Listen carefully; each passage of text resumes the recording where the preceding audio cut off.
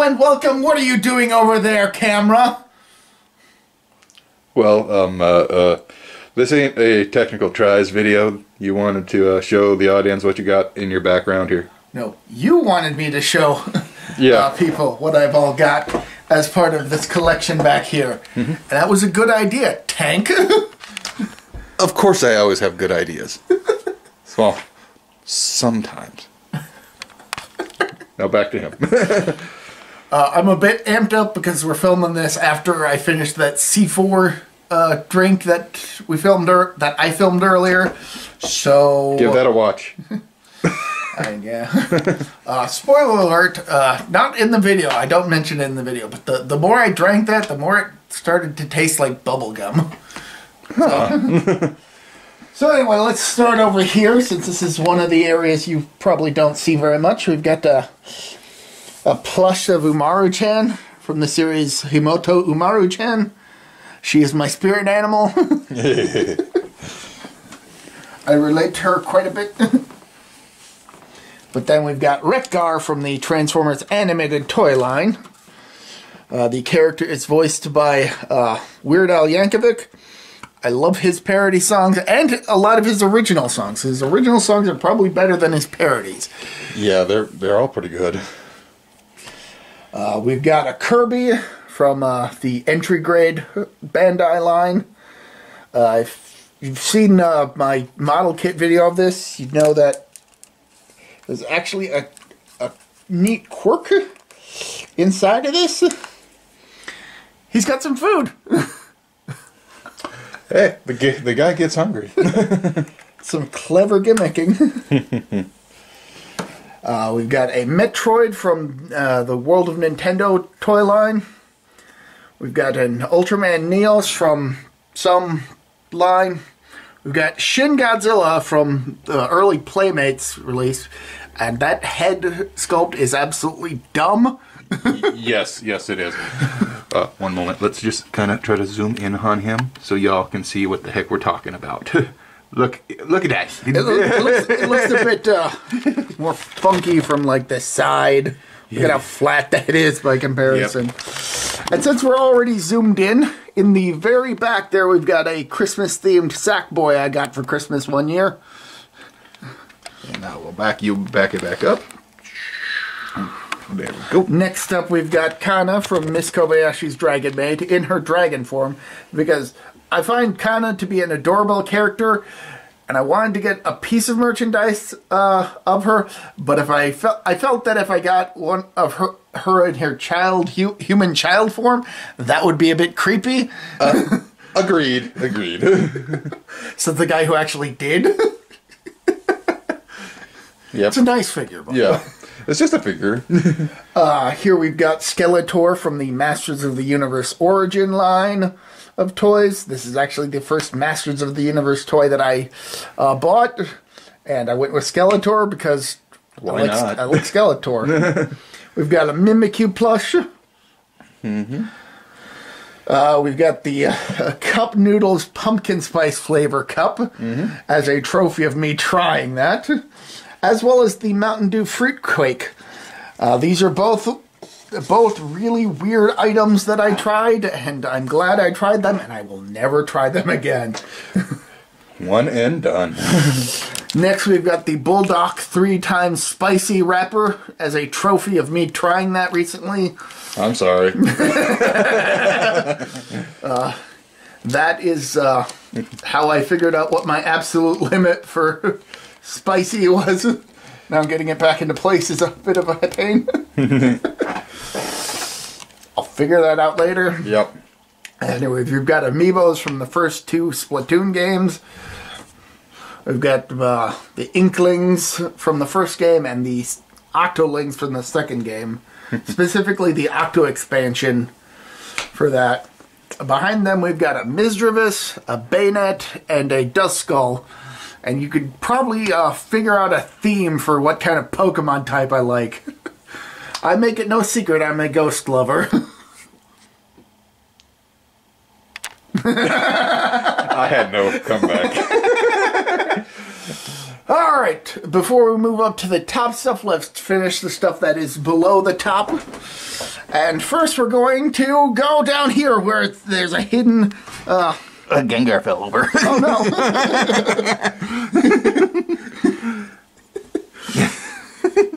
That's a Gengar plushie creeping out of the shadows. Now up. Or... Yes, now we've got a can of Ghost Energy drink empty because I really like the design of the whole can. Like I said when I tried this is like a work of art just on a can. I love it. Plus it's a good go-to point too when I'm talking about bad energy drinks. Because Ghost is a great energy drink, which I have said multiple times. Yes, you have. We've got a Rotom from, I think, the Sitting collection of Pokemon plushes. Again, he's a Ghost type. Ghost and Electric. They had a bunch of Ghost type figures for this plush line, and unfortunately I wasn't able to snag them before they sold out on Amazon, so I did get one other one, but we'll get to that soon enough. We've got Rat Trap, a re-release from the Beast Wars toy line. Shut up, Rat Trap. It's a bit of a pain in the butt getting him to stand up. I've got him kind of... You kind of have... Looks like you have him leaned up on the screen. I kind of got him leaning on the screen and... and Rotom is kind of holding him up too.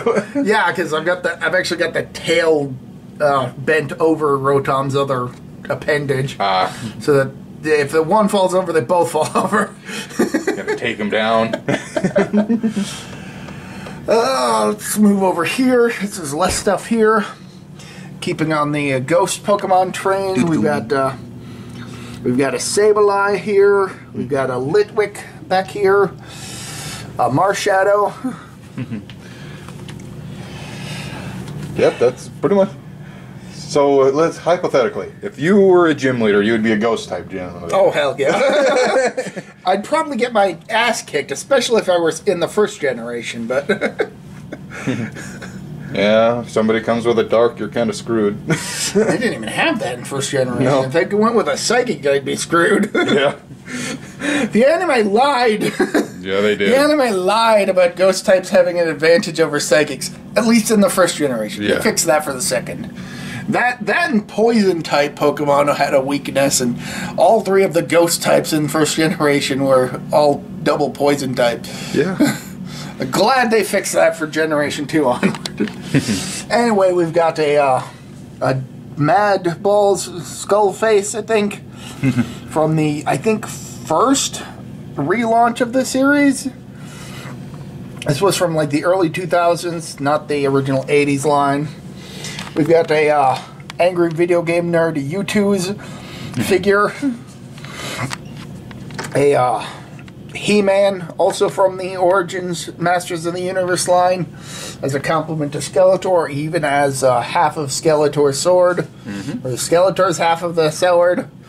But that's only because Skeletor never really had that half of the sword in most media. No.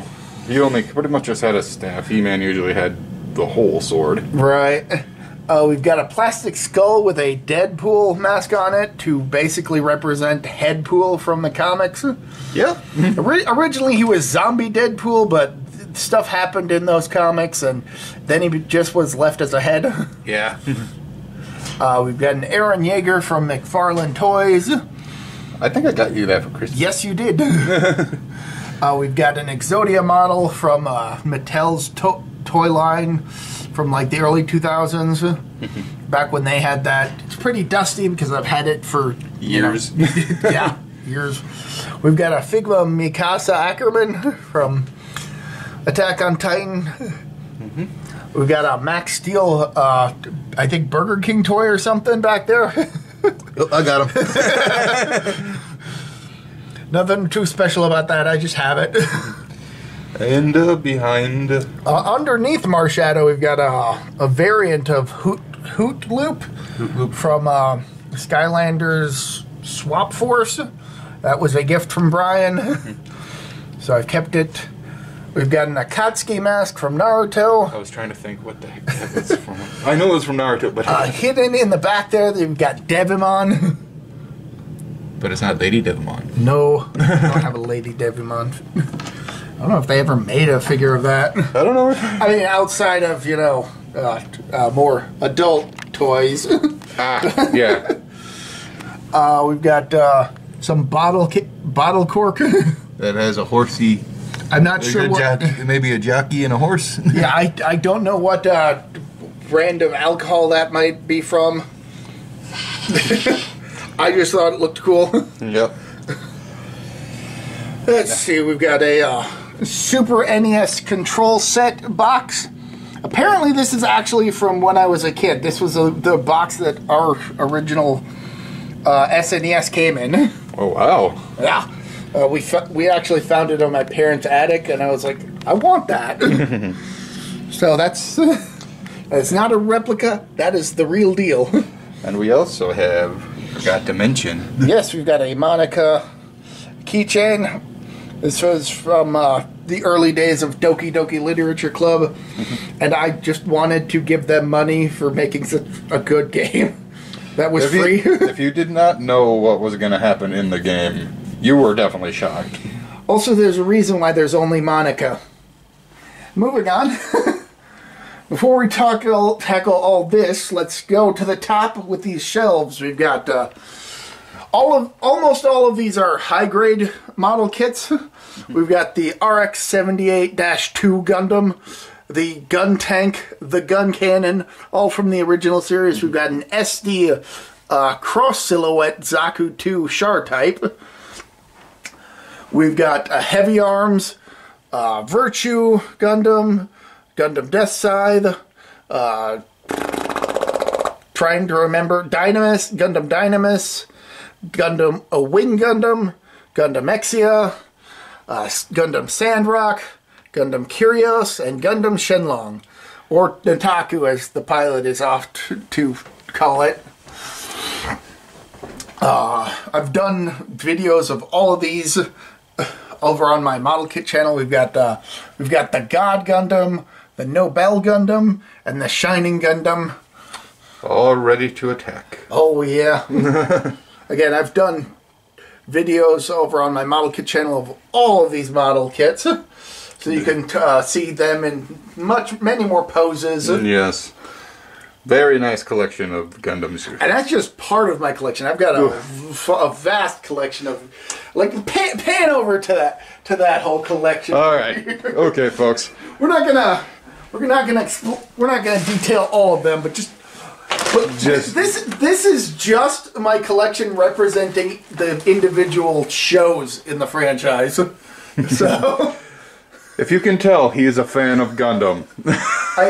I have been working on model kits daily for 4 years now. Wow. Started at the beginning of 2020 and just kept getting more model kits to keep going. Well, hey, if it makes you happy, keep doing it. Oh yeah, I definitely enjoy it. So let's move on to this behemoth of a bunch of stuff. Oh, yes. We'll start with Komi Nendoroid. I got this as a birthday present from Tank. Thank you very much. Yep. We've got a Frostlass, which is from the same plush line as the Rotom from before. We've got a Mei from Gundam Build Divers Re-Rise. Honestly, the better of the Build Divers shows. She really helps to solidify that. We've got a Lacus Klein from Gundam Seed, another Gundam girl that initially I thought she was a brain dead ditz, and then by the end of the season she was like, wow, she is a fantastic character. We've got a Gwenpool bobblehead from Funko Pop. I wouldn't have known it was a bobblehead. I didn't realize it was a bobblehead. That is a bit unfortunate because the body is a bit too svelte to really hold it down, so it does have a tendency to flip over if you're not careful. In the back, we've got a NECA Elizabeth from BioShock Infinite, and next to her is a light-up Big Daddy from BioShock, also from NECA. Unfortunately, the batteries run dry, so I think a gimmick I had wanted to do when putting it here was to have it light up for videos, but battery died, so well, scrap that. Oh, we've got an Edward Elric here and his brother Alphonse. Not sure what mini statue line they were. I know this one came with one of the volumes of the manga back when that was new, and then I ordered this one separately. In the back here, we've got like a dragon armor, green Mystic Force Ranger. This form never showed up on the show. I didn't buy this. My brother and his girlfriend, they found it and gave it to me. We've got Pac-Man, entry grade figure, just like the entry grade model, just like Kirby. Except this one is clearly a bit more detailed. I want to say articulated because the arms move a bit. We've got a Stay Puft Marshmallow Man from Ghostbusters, I suppose. I guess I found this in like a grocery store parking lot. Nobody was selling it. It was just on the ground. It looks like it broke off of something. It may have had like a stand of some sort. Yeah. Let's see. We've got a Met Tool from the Mega Man Battle Network. They did a toy line for the anime. And I picked up the Mega Man that went with it, but I definitely wanted it for the Met Tool because these are my favorite Mega Man enemies. In fact, that's actually a part of the reason why my online handle is ProtoMet. There's a whole story behind that. I'll get to that someday. We've got a Lego Scooby-Doo that came with one of the movies. One of the Lego Scooby-Doo movies. We've got this big metal key that I got from my mom. And that's just an interesting looking key. I know. It probably doesn't open anything. It's purely for decoration, but whatever. We've got this, like, I don't know what kind of material it is, but this is a turtle I got from Hawaii. That's kind of plastic. I think it's carved from, like, some sort of stone or something. I think. It could be plastic. Yes. We've got our Bolton... And that's a racer figure. That's a Bolton? Yeah. I thought that was like a... I thought it was... what's his name now? Megalon. Nope, that's a Bolton. I'm actually trying to remember where I got that because I didn't actually order that. That came with something else that I had ordered. But I love Boltons, so I was like, yeah, okay. We've got a knockoff Gigan figure. We've got The Fiend from... WWE, Funko and WWE. This one is not a bobblehead. Nope. And it's got a more robust body, so it actually stays put. Yes. We've got a Leatherface from NECA back here. We've got Slifer, the executive producer. Slifer the Sky Dragon. This is from the same line of... basically beginner model kits that the Exodia from earlier was from. We've got Origins She-Ra right here. She-Ra. This was the last of the Masters of the Universe Origin toys that I've got. Though I do want to get my hands on a King Hiss because I've been reading some of the comics and stuff that they've shown up in, and he's like, this is an awesome character. We've got a Shockwave from the Fall of Cybertron toy line. Okay, folks. That's just one Shockwave. Oh, yeah. I absolutely love Shockwave. I've got a whole collection up here of different Shockwaves.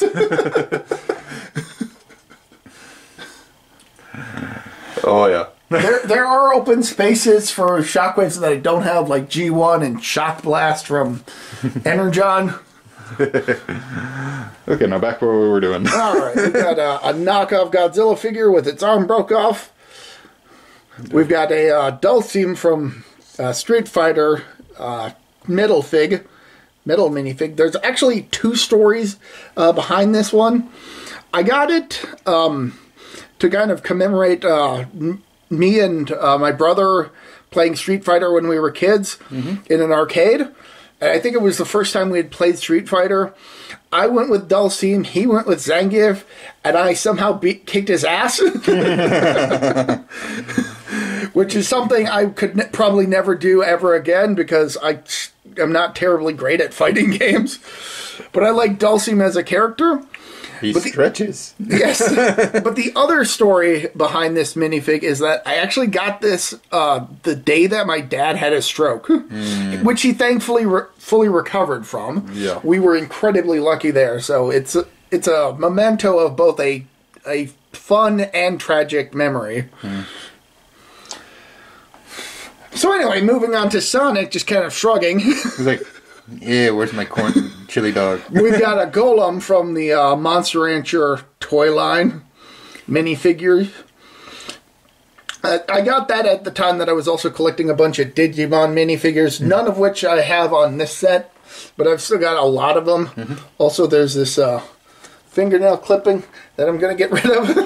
There's a We've got a Jason Voorhees from Friday the 13th Part 3 from NECA. We've got an Obelisk the Tormentor, again from the same model kit line as Slifer and Exodia. And since we're going to get to him eventually, we'll talk about Ra, who is also from the same Mattel line, as well as a Freddy Krueger, also from NECA. This claw is kind of bent for some reason.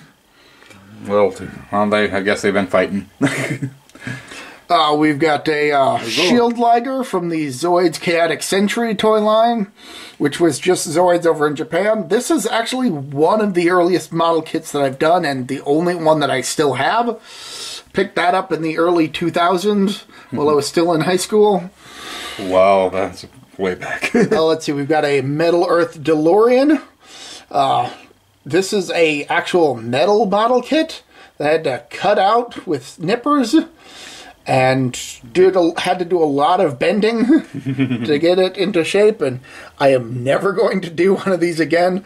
In fact, the only reason I have this was because it was kind of a Christmas gift from a coworker one year.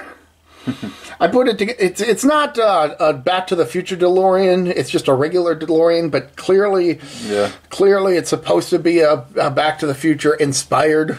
Yeah, that's probably the only reason why it's even they even made one, because the DeLoreans sucked apparently. I bet. I've never driven in a DeLorean. I don't know the details, but from what I hear, we've got a knockoff Mechagodzilla figure. We've got this toy robot from when I was a kid. I can't remember which toy line that was from. It was from just some like cheap one.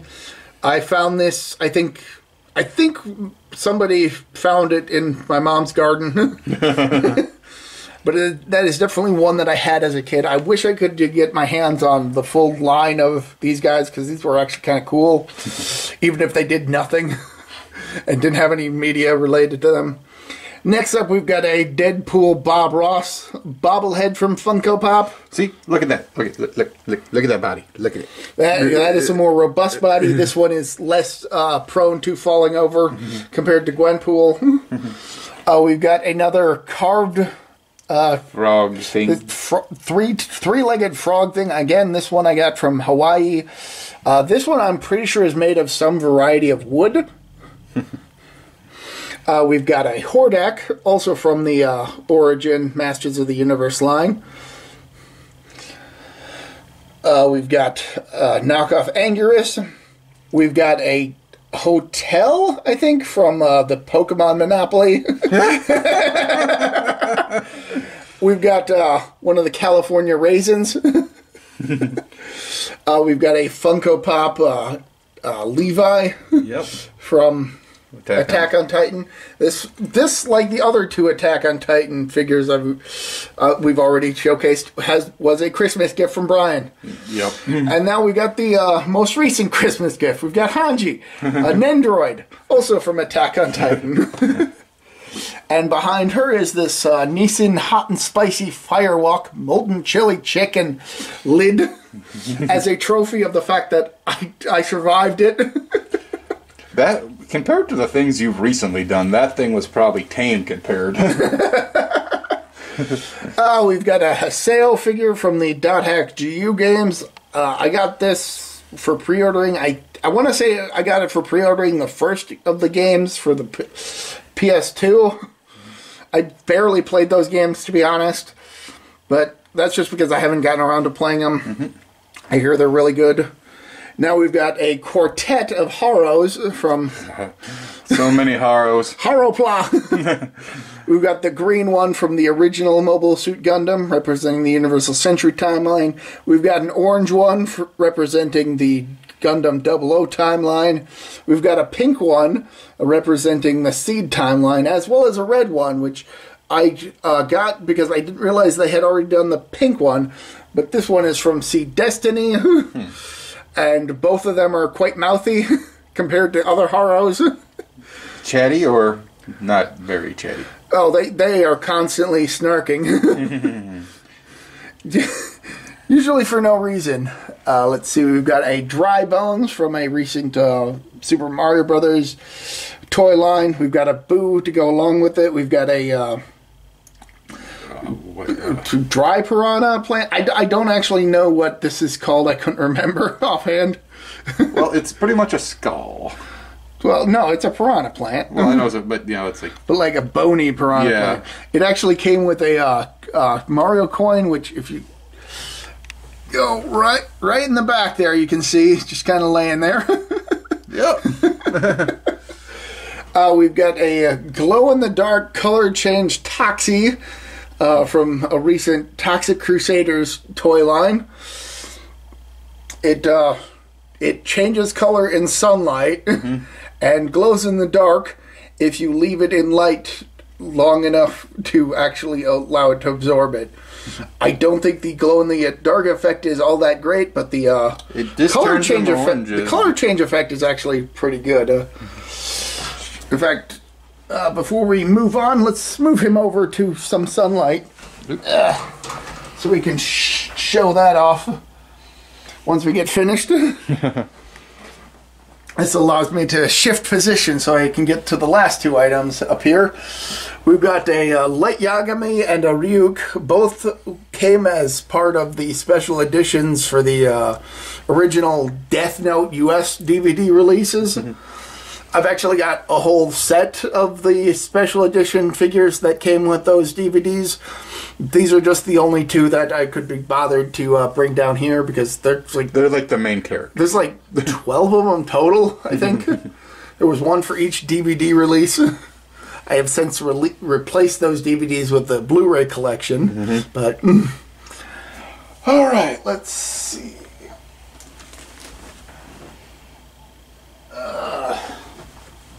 I guess it's not sunny enough to really show off what all the color change, though. I think you can see a bit of it right here on the joint. Yeah, he kind of turns more of an orangish color. No, it's actually a vibrant red color. Have to get a lot more sunlight, though, unfortunately. I should have started on this side so that we could end it with that. That's poor planning on my part. Yep. I didn't really think of it. I do know that they do have a regular version of that doesn't have any of the color change glow-in-the-dark gimmicks. So it's a more solid color of plastic rather than the semi-translucent one. But this is actually based on the original Playmates toy from the 90s that came out around the cartoon. It's definitely a lot bigger than that. It has a lot more articulation, but like just everything is set to resemble what came with the toy, with the original toy. I think the only thing missing was slime, although that may have only come with the No Zone figure. I can't remember.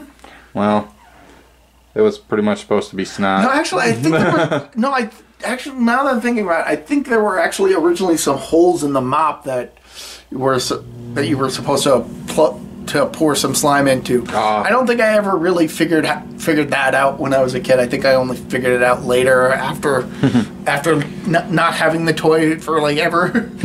So. Also, I'm pretty sure the mop was orange in the toy line. It's green here, but maybe that's just more for the color change or whatever. Maybe. Glow in the dark or whatever. I'm actually trying to think if there's anything else, but no, not really.